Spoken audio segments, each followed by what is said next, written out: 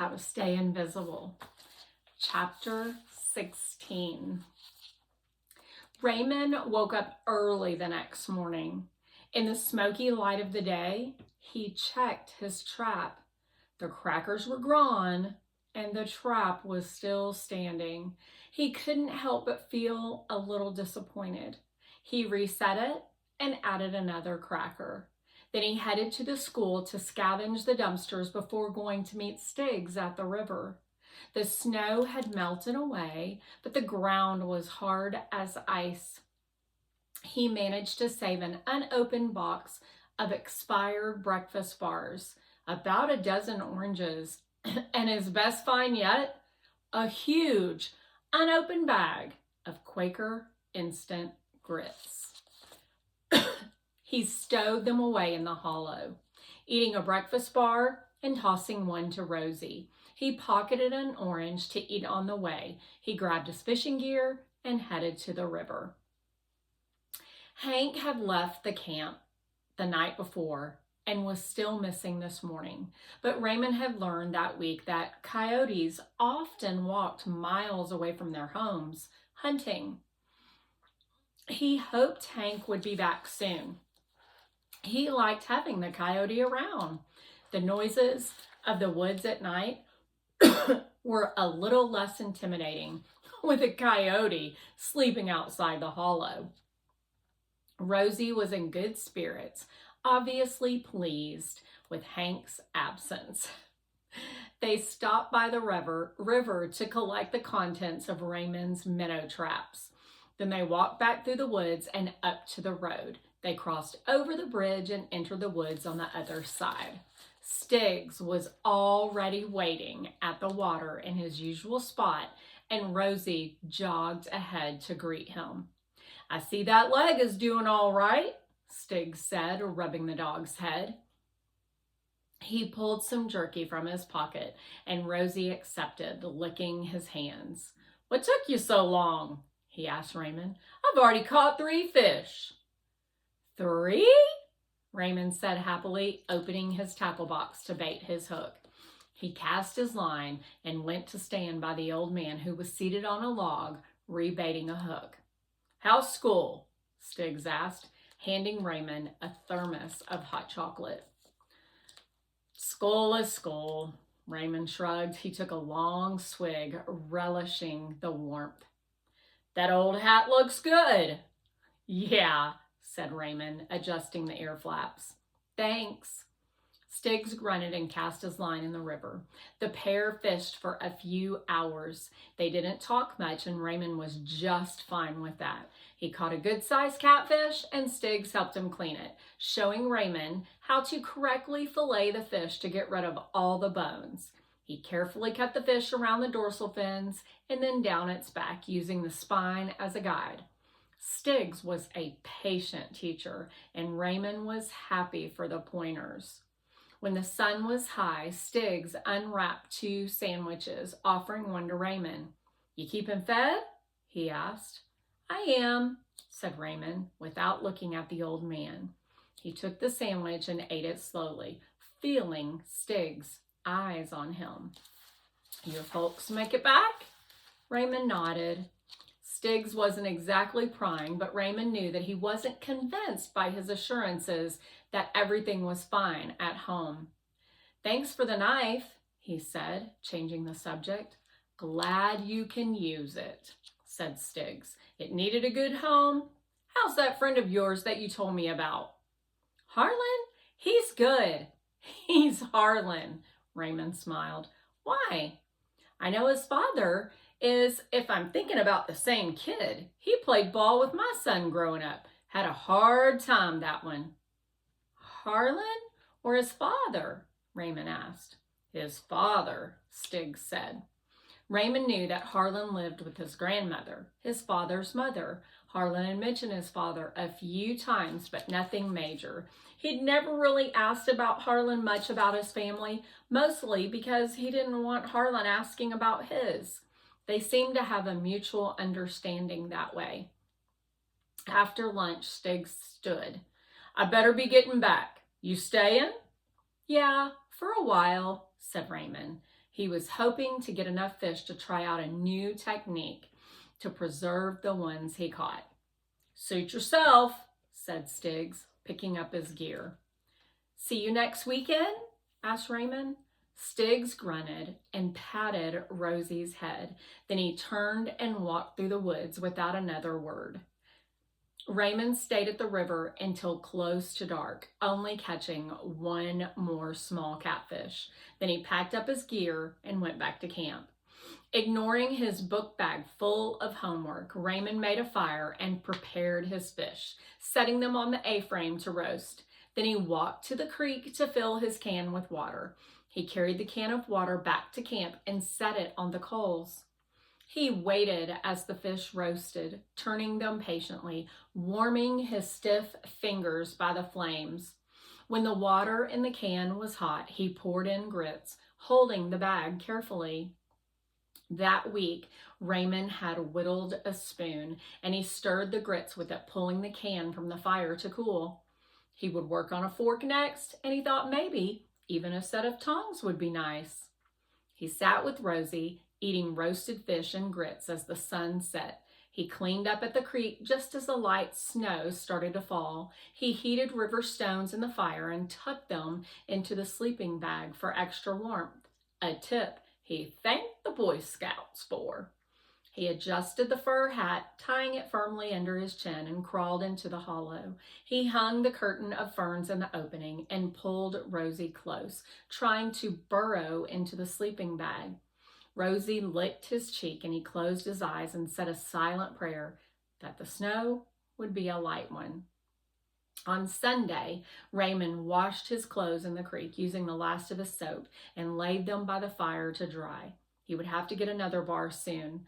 The snowfall that night, the night before, had been just a dusting, but he was careful not to slip on the frosted river stones as he worked. He cleaned himself as well, pulling his clothing off piece by piece, nearly freezing to death in the process. There was still no sign of Hank as Raymond tried to finish his English homework that evening. The temperature had dropped again, and the light snow was now crunchy under his feet. Raymond was having trouble getting warm again after his creek bath, so he pulled his river stones from the fire and tucked them in his sleeping bag again. He crawled in and tried to read from the Boy Scouts manual before bed, hoping the sleeping bag would warm his bones. Rosie was curled against Raymond, sleeping soundly. He tucked the book away and tried to join her. His body begged for sleep, but he just couldn't relax. He tried to wiggle his toes, but couldn't tell if they were actually moving. He began to shiver again. The shiver quickly turned to shaking, and it became so uncontrollable that Rosie woke up and began licking his face. When he could no longer stand it, he pulled himself from the hollow and tried to steady his arms enough to build a fire back up in the darkness. It was difficult to carry the kindling. He had trouble gripping the branches without shaking and kept dropping the matches in his loose grip, so he abandoned the matches and used the birch tree bark. The fire relit easily from the already hot coals. Raymond added stick after stick, limb after limb to the flames, using his entire firewood supply. He pulled the sleeping bag from the hollow and laid it on the ground so close to the fire that he worried it might burn. Then he crawled in and tried to relax his body. He took deep breaths, his teeth chattering as he did. He felt the heat from the fire on his cheeks and nose, almost cutting him against the cold. Rosie whined, and Raymond opened the sleeping bag, letting her crawl in. He closed his eyes, and with the warmth came sleep. Miss Marcus passed back the Outsider's Theme essays in English the next day. Raymond looked at the large C- at the top of the paper. He had never received anything lower than a B in school. There was a note at the bottom of the page. "See me after class, Miss M." He looked up at his teacher. She was staring right at him, and he looked away quickly and tucked the essay into his bag. Raymond turned in his half-completed Annabelle Lee annotations from the weekend. When class was over, Raymond stayed seated in his chair while the other kids filed out for their next class. Miss Marcus came and sat down at the desk in front of him. She turned to face him. He looked at his desk.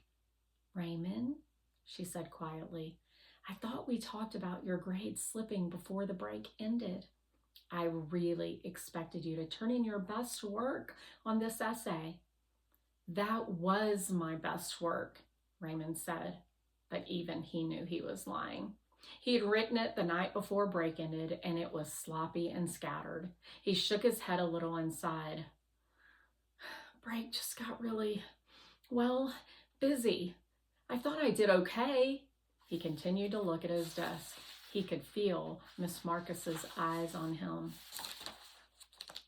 "Is that what you're going for now, Raymond? Just okay? When I'm confident that you could do so much better." Miss Marcus was right, but that essay was the best he could manage right now, and that would just have to be good enough. There were more important things for Raymond to be worrying about. He rubbed his knuckles and tried to focus on the little specks of brown on his desk. Miss Marcus sighed. "What's going on, Raymond? Middle school can be pretty tough years. You seem so much older than most of the kids your age, smarter even." She laughed, and Raymond felt himself relax a little. "That's why it seems so odd that you would turn something in so mediocre." And then she asked the question that teachers always ask. "Is there anything I can do to help?" Raymond looked at Miss Marcus. He shook his head, wishing that there was something she could do to help. "No, ma'am, I'm fine," he said. "I'll try to do better from now on." A crease formed between Miss Marcus's eyebrows. The way she was looking at him reminded Raymond of how Stiggs looked at him sometimes.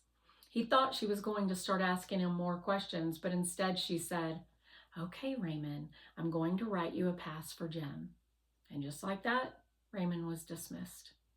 When Raymond got back to his camp that afternoon, a haggard-looking Hank was lying in the leaves sunbathing.